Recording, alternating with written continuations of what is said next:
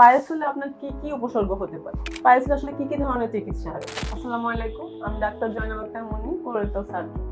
আজকে আমরা কথা বলবো যে সবচেয়ে কমন এবং বহুল আলোচিত বিষয় পাইলস নিয়ে।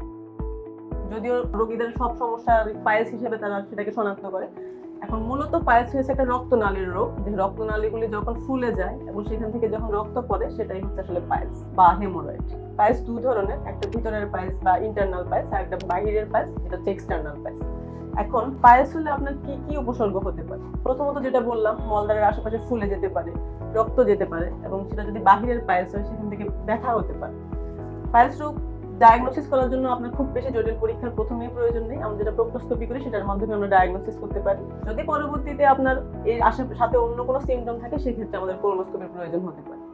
এখন আসেন, পাইলসের আসলে কি কি ধরনের চিকিৎসা হয়? সব পাইলসের জন্য আপনার সার্জারি করতে ব্যাপারটা তা নয়। আমরা সাধারণত আপনার যে লাইফস্টাইল মেনটেনেন্স সেটা দিয়ে শুরু করি, সাথে কিছু ওষুধ বা মেডিসিন, এবং সেটা যদি গ্রেডিং বেশি হয় সেক্ষেত্রে আমাদের সার্জারি লাগে।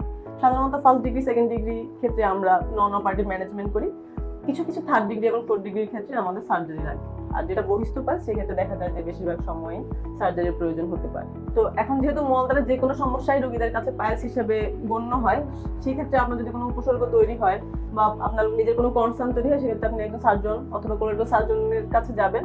এবং দেখা যায় পাইলস যদি প্রাথমিক দিকে থাকে সেক্ষেত্রে আপনি নন সার্জিক্যাল বা হচ্ছে কনজারভেটিভ ট্রিটমেন্টের মাধ্যমে আপনার ভালো হতে পারে। কিন্তু অনেক সময় দেখা যায় দীর্ঘদিন দেরি করার কারণে সেই গ্রেডিংটা বাড়তে পারে, সেক্ষেত্রে চিকিৎসাটাও আরেকটু জটিল অথবা একটু এক্সটেন্সিভ চিকিৎসা লাগে।